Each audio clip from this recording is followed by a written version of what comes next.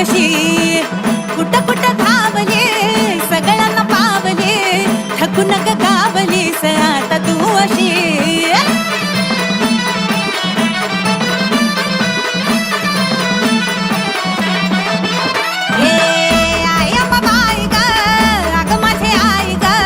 बोल तरी माय सांग हाय तू कशी